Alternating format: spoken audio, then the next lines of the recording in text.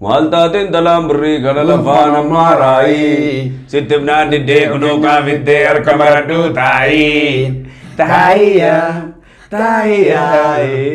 Malburu sudaji Fayalunda jati Nidu famshir Kambori dash Agar rajete boryom ketemu Nanji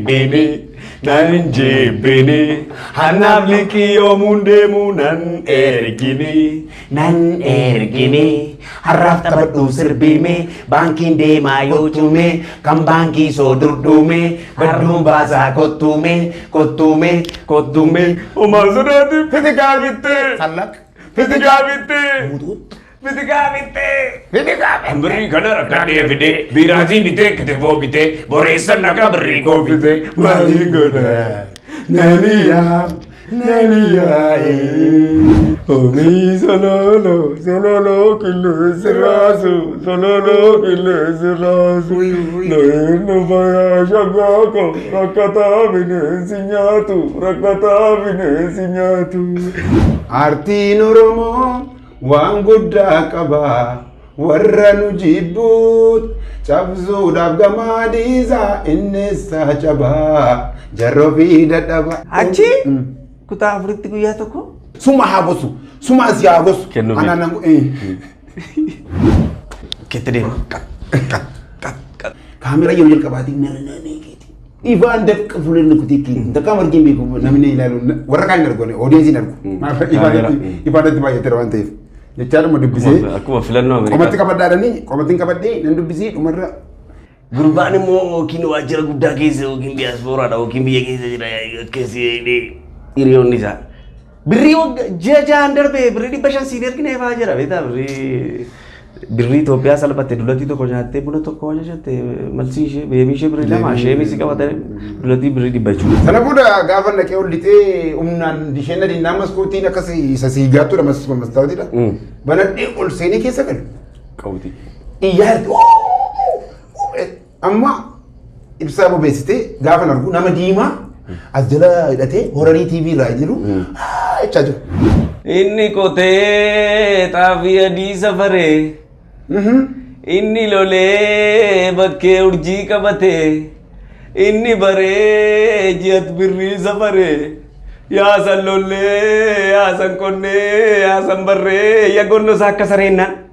Akka walitti rukutaa fi. Anaa gosu giiftii koo, anaa gosu. Otuma nyaatamas watamas jalan. Anaa gosu. Marqichatu bishaanne. Lafee kootii na ijaaramtu Roomiyaan dhiiga kootii na barreeffamu bilisummaan jedhe. Abbaa koo guddisee koo abbaa koo. Eessa nakasi biraa eessa akkam na godhe. Eessa na laatti ofi bu'aa. Guddisee kee humna humna. Jaarsi kafanamee jira. Wayyoo gatii kenna harkatti hafee abbaa koo. Yeedaloo bareechatte. Umbaa gatii kenna harkatti hafee abbaa koo. Yeedaloo bareechatte. Uffata daaree booddee agabee ani lubbuu dhabee. Fira nagatee gaafas na didee areera dadaanaa fuudhu dhabe. Muuda kamiitu garaa laaffisee arraba hojjisee. Waa'ee ho'iinsa qaamaatu barsiisutu waa'ee tempereecheraa maaltu barsiisu. Tun jeeqaan hunaa takkinani. Ati deebisi mucaan anan diddeeruma jeetta. Tempereechera qaama namaa maaliin safaru naan jedhe kubbayyaan jedhe. Which is known as that is called kan jettu jirtu ni kitaabarraa.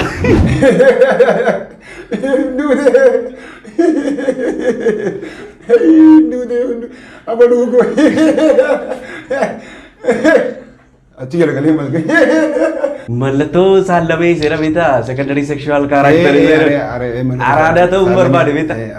Yeroo sana shamuzii taayitaanikii fayyadamu irraa jalaan naa bitee jaarsi. Dibatti itti ammas mul'atu ishee keessa maali waan hin jirre achi garagaltee itti goote. Golbalba. Chaanube kaawwatii godhe yeedaloo adda addaa qabdi immoo bakka bakkatti boociku yeedaloo ajaa'iba kan qabdu jirti.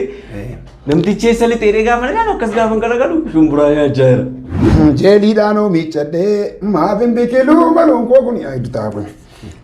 Mataa kun roonga jedhu xinnoo ishee Madagaskar fakkaatti kun. Abshir biqiltuu dhaabna dula biqiltuu geggeessu. Biqiltuu maal mataa kun dhaabdare? Gadi jettee nama dubbisuus hin barbaachisu. Mataan gaafa asii ol deemaa deemtu buuse. Dhaabattee nama iyyuu waan nama dubbisaa jirtu fakkaata waan ta'eef rakki. Naa kenni maaloo naa kenni maaloo hiyyeessas barni qabdi jaalaloo maalumaa na daawwatta yaantaloo sitti machu. Meeshaan dires naa kenni maaloo naa kenni maaloo hiyyeessas barni qabdi jaalaloo maalumaa na daawwatta yaantaloo sitti machu waan ga'eessa koona waadu naa kenni maaloo yeroo gabaabdu yeroo gaafadhe maal naa kennetti mokonaan hin jenne. Ilmi isaa biyya fagoo jira. Laaqana irratti kittifoo, ciree irratti kittifoo, irbaata irratti kittifoo, bakka wuskii warra gurguddaa kana beektaa dhiyoo kan hin maqaa isaa dhagee jira warra birrii 10,000 wayii 20 kana dhuga ilmi isaa. Humna hin qabamu ture.